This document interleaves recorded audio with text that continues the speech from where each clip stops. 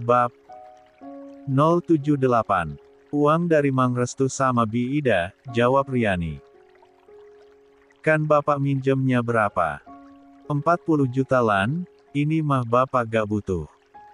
Ucap Wandi sambil melempar uang itu yang tadi berada di atas meja kemudian dikumpulkan kembali dan dilemparkan ke lantai. Dengan sigap Riani menangkap uang tersebut. Teh bapak nyari duit susah dibuang-buang. Gerutu Riani. Ya kamu gak becus cuma cari pinjaman 40 juta aja nggak bisa diandelin deh punya anak deh, ucap Hana dengan nada kesal yang sangat terdengar menjengkelkan itu. Iya. Riani mah ngegak becus, coba atuh mami yang pintar yang pinjem duit. Pasti dikasih. Fitri melotot pada putri sambungnya yang selalu membalas ucapannya itu. Teh songong banget anak kamu Dekang. Makin hari makin berani melawan. Minta maaf Riani. Sama mami kamu. Riani mencibikkan bibirnya. Yang malah mengundang rasa kesal Fitri semakin menjadi-jadi. Tuh Kang.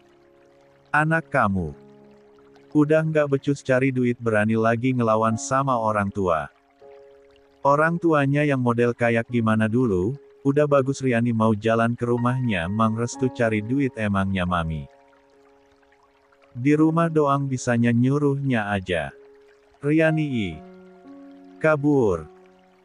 Melihat ayahnya sudah menyantapnya Riani lalu dengan cepat mengambil langkah 1000 alias lari sekencang-kencangnya menuju kamarnya yang berada di belakang sedangkan Fitri sudah mencak-mencak tak karuan dan kesal karena memang seperti itulah Riani selalu berhasil membalikkan kata-katanya. Tuh gitu akibat terlalu dimanja si Riani jadi ngelawan sama mami. Akang nggak pernah ngemanjain Riani. Emang pada dasarnya aja sih Kak Riani tuh kayak gitu udah atuh mi. Maklumin aja namanya juga masih anak-anak. Dibelain aja terus anak kesayangannya. Biar mami cari duit sendiri buat bayar sekolahnya Fahri. Akang nggak bisa diandelin.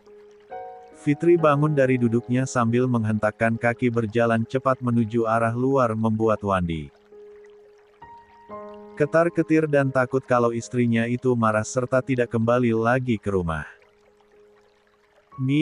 Mami mau kemana udah mau sore ini, biar mami dibawa sama bos-bos yang punya pabrik ini.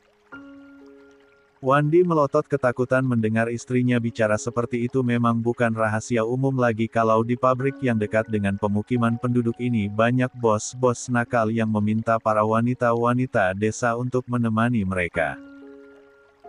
Dan melihat istrinya yang masih cantik di usia 43 tahun membuat Wandi takut. Istrinya juga dibawa sama bos-bos itu. Segera saja dia menarik tangan istrinya dengan raut wajah ketakutan yang sangat jelas terlihat. Jangan sengomong-ngomongnya atuh mi, nanti jadi kenyataan atuh gimana akang nantinya. Nah inilah kelebihan dari Wandi yang sangat dimanfaatkan oleh Fitri pada Wandi suaminya yang katanya keturunan Belanda tersebut. Wandi sangat mencintainya.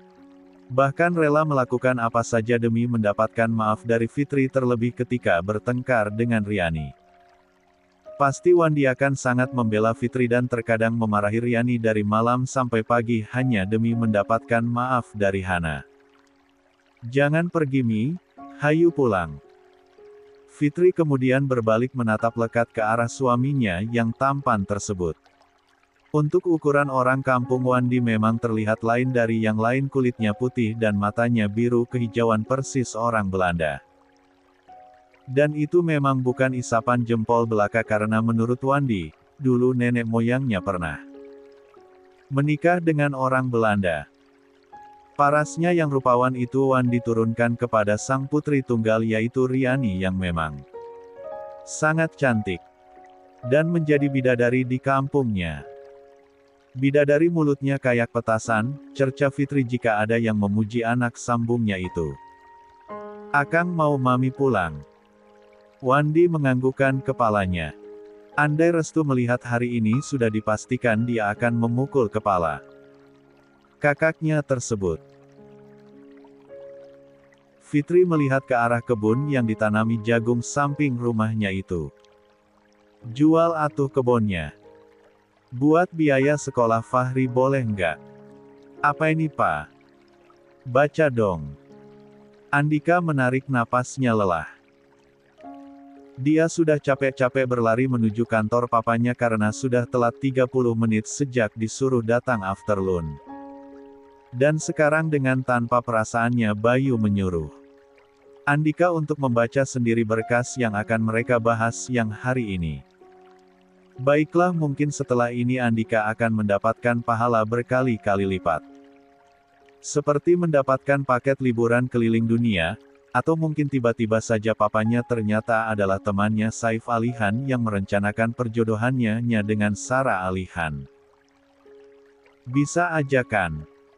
Punya mertua aktor Bollywood, seru mungkin ya, tak terbayang punya ibu mertua karena kapor.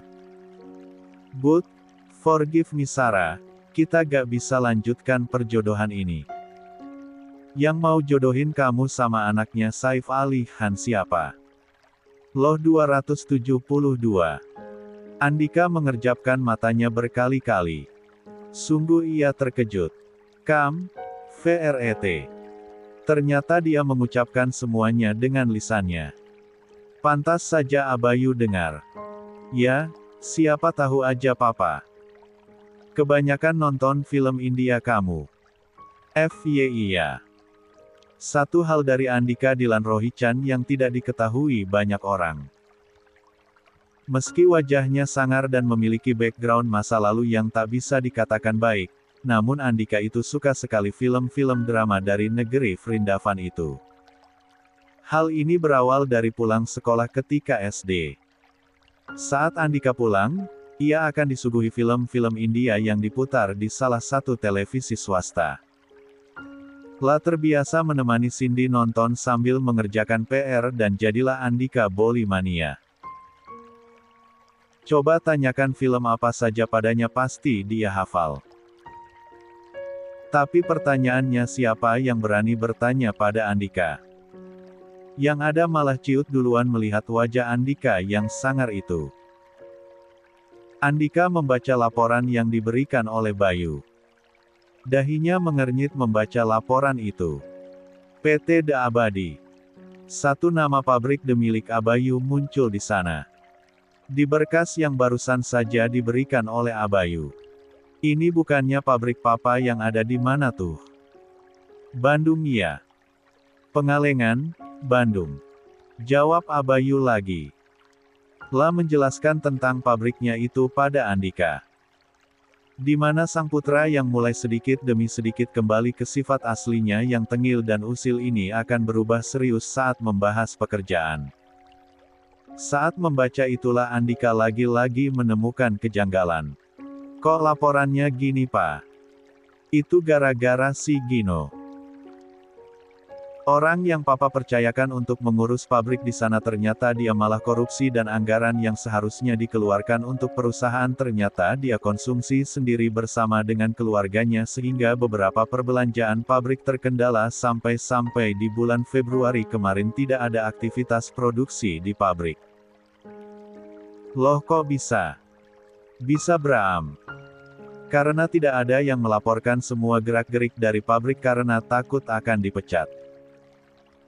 Tapi nyatanya dia memecat hampir separuh dari karyawan pabrik. Karena penghasilan pabrik gak nutup buat bayar gaji. Andika kemudian secara seksama membaca dokumen-dokumen itu. So, pendapatmu gimana Bram? Andika menutup lembaran dokumen terakhir yang dibacanya kemudian menyandarkan punggung pada kursi, lebih baik kita tutup aja pabriknya Pak. Bayu Rohichan membulatkan matanya tak percaya ketika sang putra dengan entengnya mengatakan demikian. Saran apa itu? Perusahaan ini sudah bangkrut Papa. Mau dibenahin bagaimana? Gak akan ada untungnya juga.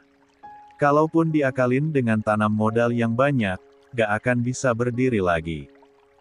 Andika dengan wajah malasnya mulai mengutarakan pendapatnya. Dan apa tanggapan sang ayah? Andika Dilan Rohichan sampai di Pengalengan, Bandung pada jam 8 malam.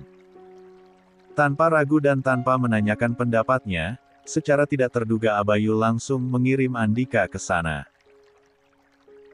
Tepatnya ke pabrik de mereka yang sedang bermasalah itu. Mau melawan tidak bisa. Mau menolak apa lagi? Dengan dalih Boril yang sedang berada di luar negeri dan Alex yang dipercaya mengurus WANGPED, maka hanya Andika yang Bayu percaya untuk mengelola pabrik ini, padahal demi Tuhan Andika punya bisnis sendiri yang tak kalah besarnya. Meski ONLINESHOP miliknya sudah ditutup. Namun pastinya ada satu hal yang membuat Andika menyetujui keinginan sang ayah, Bakti. Bayu dan Cindy sudah memasuki usia senja mereka dan kini giliran Andika lah untuk membahagiakan keduanya. Serta menuruti semua keinginan mereka di saat lah pernah mengecewakan dulu. Jadilah Andika kini mulai memusatkan pikirannya pada pabrik de ini. Sebuah mobil mewah dengan sopir yang duduk di bagian kemudiannya sudah melaju dengan kecepatan sedang menuju villa di Pengalengan. Nurdin Cahya adalah sopir pribadi yang bekerja di perusahaan Bayu. Waktu kemarin ia ditugasnya mengantar Boril ke Jawa Tengah dan kini Bayu meminta Nurdin mengantar Andika ke Bandung. Karena Nurdin berasal dari sana. Memang Bayu ini bos idaman. Dia akan mengirim orang sesuai dengan asa dan keahlian mereka. Sepanjang perjalanan menuju Pengalengan tak ada kendala yang berarti. Andika harus membuktikan pada dirinya sendiri dan terutama kepada keluarganya kalau dia sudah sembuh dan sudah kembali pada Andika si penurut lagi. Bukan si gila yang menginginkan perempuan yang jelas-jelas terlarang untuknya oleh karenanya dia menurut saja ketika ayahnya menyuruh Andika untuk pergi ke Bandung. Karena mungkin Boril dan Aprilia akan pulang dari Milan dan Andika belum siap bertemu dengan mereka lagi. 3 minggu semenjak kedatangannya ke pabrik, Andika menemukan banyak sekali kecurangan serta kegiatan-kegiatan yang tak terstruktur rapi di pabrik milik ayahnya ini. Sampai Andika pusing dan bingung ketika membaca berkas demi berkas perusahaan yang berdiri sejak abad 18 itu. Solusi yang dipakainya adalah memangkas habis para karyawan yang ada di pabrik. Dan merombak total struktur kepengurusan. Mempertahankan karyawan yang jujur. Mereka dilihat dari kinerja dan tak pernah menerima uang gaji berlebih ataupun korupsi.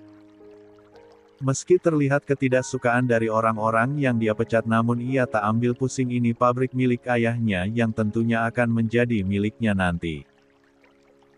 Dan sesuka hatinya akan melakukan apapun demi kesejahteraan pabriknya nanti. Anggaran lebih besar daripada pendapatan. Pantesan bangkrut nih pabrik. Andika melempar map yang dibacanya ke atas meja. Ia lelah sekali. Sudah hampir 1 bulan dia di sini. Bergelut dengan pekerjaan yang tak ada habisnya. Untungnya salah satu mandor pabrik di sini sangat mengerti kebutuhannya sebagai pria dewasa yang tak bisa jauh dari perempuan. Tapi tentu saja, Restu tahu persis kalau bos besar macam Andika akan berbeda dengan bos-bos besar lainnya yang memesan gadis-gadis penghibur di kampung ini. Selera Andika tentu harus yang elegan dan tentunya sudah mahir memuaskan pelanggan. Oleh karena itu terkadang Restu menyewa dari kota untuk menemani bos Andika. Seperti malam ini, Restu yang merangkap sebagai penyedia jasa wanita malam. Sudah menyewa perempuan dari kota untuk bos Andika. Tunggu aja. Di luar hujan. Paling juga sebentar lagi pulang. Oke. Satu lagi. Boleh agresif tapi jangan pernah cium Pak Andika ya. Wanita bernama Rara yang sedang memoles lipstik ke bibirnya itu langsung menghentikan kegiatannya. Mana enak atuh Kang. Permintaan pelanggan. Udah, jangan banyak protes. Nanti deh kamu gak jadi disewa. Mau. Rara menggelengkan kepalanya. Ketika dihubungi untuk diminta melayani pemilik pabrik, Rara langsung berbunga-bunga. Siapa yang tidak mau jadi penghibur bos Andika? Selain ganteng katanya juga tak pelit urusan duit asalkan mereka tak bawel dan jangan sentuh sana-sini tanpa seizinnya. Ah, kali ini Rara akan menurut saja bak boneka demi menjadi kesayangan bos pabrik yang kabarnya adalah anak dari salah satu orang terkaya di Indonesia. Siapa tahu nasib mujur jadi simpanan kesayangan. Rara pun kedip-kedip pada Restu agar Restu mau membantunya jadi kesayangan Pak Andika. Restu sudah terbiasa melihat pemandangan begini. Dan sedikit pun tak pernah tergoda pada mereka. Cinta Restu hanya untuk Ida seorang. Preet jah. Restu pulang ke rumahnya sementara si perempuan menunggu Andika. Mungkin sebutan Bogor sebagai kota hujan, kini berpindah ke Bandung. Karena semenjak tinggal di Bandung, hujan tak henti-hentinya mengguyur kota kembang tersebut. Jadilah Andika terkadang pulang sampai malam sampai ke villa miliknya. Udah mau pulang Pak. Nurdin sang sopir yang kini merangkap sebagai asisten pribadi Andika, berdiri dari duduknya saat dilihatnya Andika keluar dari pabrik. Malam ini. Dan kini mereka berada di gerbang. Pulang aja Din, kayaknya makin malam hujannya makin deras. Baik Pak. Nurdin membuka payungnya dan memeganginya untuk Andika agar dia tak kehujanan. Tapi Andika menolak. Dan ia yang memegang. Sehingga Nurdin yang ia payungi bersama. Oh, Pak. Sekali-kali Din. Saya bukan tuan besar, gak usahlah kamu payungi begitu. Nurdin merasa tak enak hati tapi malah Andika memaksa. Dan jadilah Andika yang memayungi Nurdin. Hati-hati Pak ah. Nanti malah Bapak kehujanan. Terus sakit. Dan bajunya basah. Baju mahal itu, Andika hanya tertawa mendengarnya. Tak lama mereka pun sampai di mobil dan Nurdin mengemudikannya ke villa. Andika melihat tumpukan box yang ditaruh di kursi depan penumpang.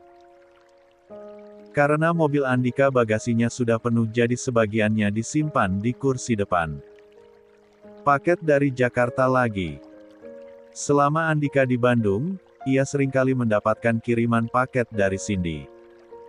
Berupa makanan dan baju-baju kerja. Karena Cindy pikir Andika tinggal di kampung dan akan sulit baginya mencari pakaian serta makanan yang sesuai seleranya. Jadilah setiap minggu, ibundanya tercinta itu selalu mengirimkan keperluan pribadinya. Dan selalu dikirim ke pabrik karena alamat villa milik Andika tak ada penunggunya. Iya Pak. Cuma kali ini bagasinya kepenuhan. Jadinya saya taruh di depan. Ya sudah gak apa-apa. Mobil pun kemudian melaju dengan pelan. Karena hujan lebat, jalanan yang memang tak beraspal itu menjadi semakin licin sehingga Nurdin sangat berhati-hati membawanya. Maaf ya Pak, jalannya pelan. Licin banget. Andika terkekeh karenanya.